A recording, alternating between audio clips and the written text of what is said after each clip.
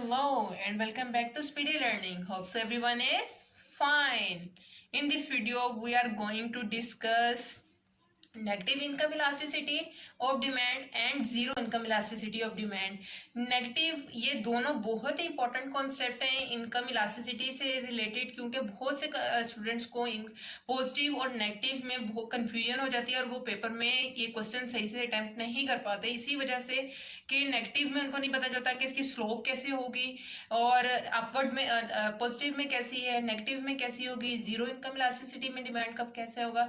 तो ये अब इन सब बातों को हम इन सब कॉन्सेप्ट्स को आज हम इस वीडियो में डिस्कस करेंगे.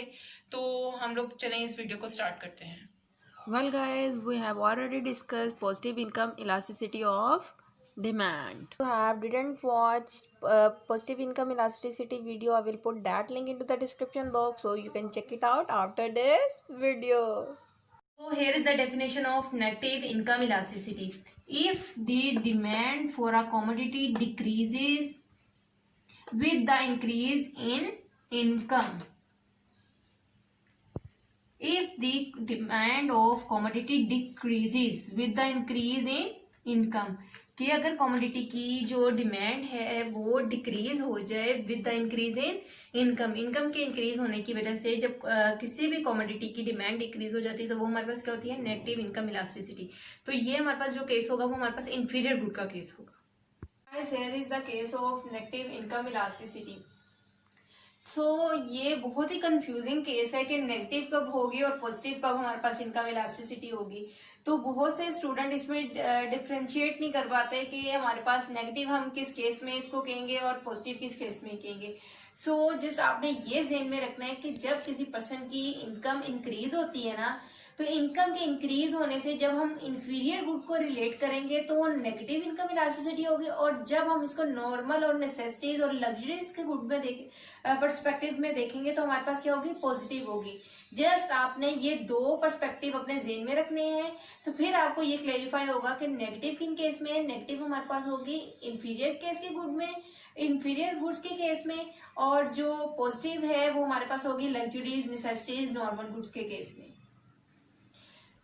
If the demand for a commodity decreases with the increase in income,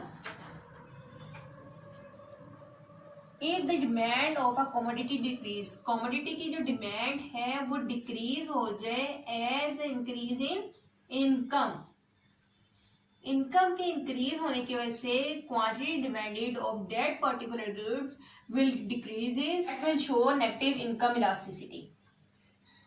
कि इनकम के इंक्रीज होने की वजह से जो क्वांटिटी डिमांड डिक्रीज कर देगी तो वो हमारे पास कौन सा केस होगा, नेगेटिव इनकम इलास्टिसिटी का केस होगा.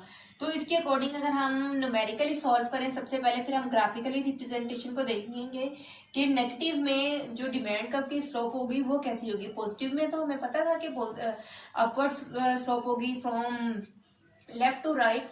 तो इस केस में हमारे पास क्या होगी, इनकम अगर हमारे पास लेट्स सपोज 400 है और 500 है, तो हम लोगों ने यहाँ पे ये कहा है इनकम के इंक्रीज होने के से क्वांटिटी डिमांडेड फॉल करेगी.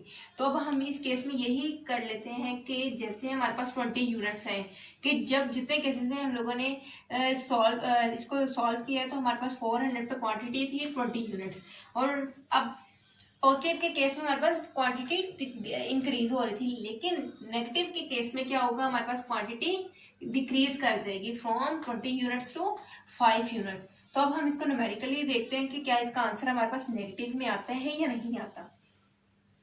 तो हमारे पास negative income elasticity will be -50.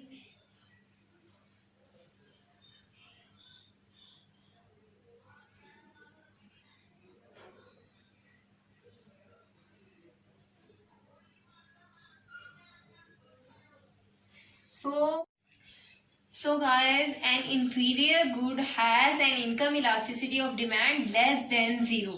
तो इससे हम लोगों को यही शो हो रहा है कि जो इनकम इलास्टिसिटी है वो लेस देन 0 है हमारे पास, कि इनकम इलास्टिसिटी लेस देन 0 है किस केस में, इंफीरियर गुड्स के केस में.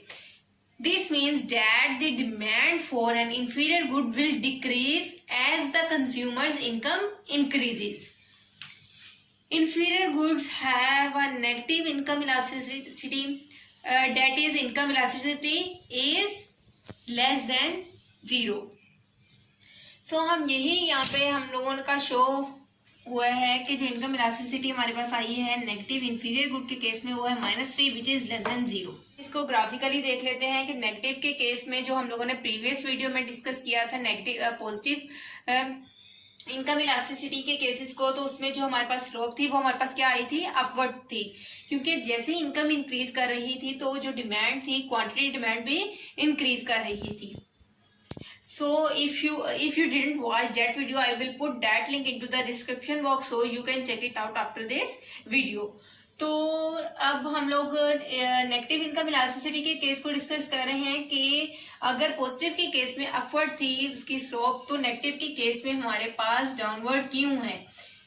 ये नेगेटिव के केस में हमारे पास डिमांड कर्व की जो स्लोप है वो डाउनवर्ड इस वजह से है क्योंकि ये इंडिकेशन शो कर रही है कि जैसे हमारे पास इनकम इंक्रीज कर रही है तो कमोडिटी जो हमारे पास है वो कमोडिटी फॉल कर रही है 20 to 5 पे. यानी इंफीरियर गुड्स जैसे किसी पर्सन की इनकम इंक्रीज हो रही है तो वो इंफीरियर गुड कम बाय करेगा, यानी वो नॉर्मल गुड्स की तरफ या लग्जरी गुड्स की तरफ, इंफीरियर से डायरेक्ट लग्जरीज पे तो नहीं जा सकते लेकिन नॉर्मल गुड्स की तरफ हम जा सकते हैं. तो वो इंफीरियर गुड्स की कमोडिटी कम परचेज करेगा as compare to normal goods. तो ये demand along on X axis and income along on Y axis. So by joining the point of income and quantity demand का हैज बीन ड्रॉन, डिमांड हमारी decrease हो रही है क्योंकि ये direct relation नहीं है. तो जैसे आप देखेंगे 400 पे जैसे हमारी इनकम इंक्रीज हुई है, इनकम हमारी इंक्रीज हुई है 400 to 500, लेकिन अगर हम इसको क्वांटिटी डिमांड के पर्सपेक्टिव से देखें तो जो हमारी क्वांटिटी डिमांडेड है वो डिक्रीज कर गई है 20 to 5 यूनिट्स पे, 20 यूनिट से 5 यूनिट्स पे 5 यूनिट्स तक डिक्रीज कर गई है. तो जो income elasticity negative inferior good का केस है वो हमारे पास यही है कि इनकम के इंक्रीज होने से क्वांटिटी डिमांडेड डिक्रीज होगी. तो this implies in case of inferior goods. Guys here is the definition of zero income elasticity. If the demand for a commodity is not influenced by change in income, so if the demand for a commodity is not influenced by the change in income, कि income के change होने की वजह से demand में कोई change ना आए, डिमांड स्टिल सेम रहे, तो वो हमारे पास क्या होगा, जीरो इनकम इलास्टिसिटी का केस होगा. जीरो इनकम इलास्टिसिटी के केस में हमारे पास क्या है, जो इनकम है वो हमारा वो जो क्वांटिटी डिमांड की जा रही है वो डेट पर्टिकुलर गुड जो है वो हमारे पास सेम रहेगी, यानी डिमांड क्वांटिटी डिमांड में कोई चेंज नहीं आएगा. लेकिन जो इनकम में चेंज है वो इनकम हमारी इंक्रीज होगी, लेकिन इनकम के इंक्रीज होने की वजह से क्वांटिटी डिमांड में बिल्कुल चेंज नहीं आएगा, वो हमारे पास क्या होगा, जीरो इनकम इलास्टिसिटी. तो here is the formula of income elasticity of demand divided by change in P over P. So अब हम इसको इस फॉर्मूले को इस टेबल के अकॉर्डिंग सॉल्व वैल्यूज पुट करते हैं इस फॉर्मूला में और फिर देखते हैं हमारे पास आंसर जीरो आता है या नहीं आता. तो हम लोगों का यहाँ पे ये आएगा 0 into 20 multiply by 402 divided by 100. तो हमारे पास जो इसका आंसर आएगा वो हमारे पास आएगा 0, कि इनकम में चेंज आया है लेकिन डिमांड में कोई चेंज नहीं आया. डिमांड स्टिल 20 यूनिट से 20 यूनिट पे ही है, डिमांड में कोई चेंज नहीं आया लेकिन इनकम में चेंज आया है, इनकम 400 से 500 पे इंक्रीज हुई है. तो यहाँ पे ये ग्राफिकली रिप्रेजेंटेशन है ऑफ दिस टेबल कि हमारी जो डिमांड है वो हमारी स्टिल 20 पे है, डिमांड स्टिल है 20 पे और जो हमारी इनकम है वो इंक्रीज कर रही है फ्रॉम 400 to 500. सो इनकम तो इंक्रीज कर रही है लेकिन डिमांड हमारे पास क्या है, सेम है. सो जो इसकी स्लोप होगी वो हमारे पास वर्टिकल होगी और वो पैरेलल होगी और वाई एक्सिस के.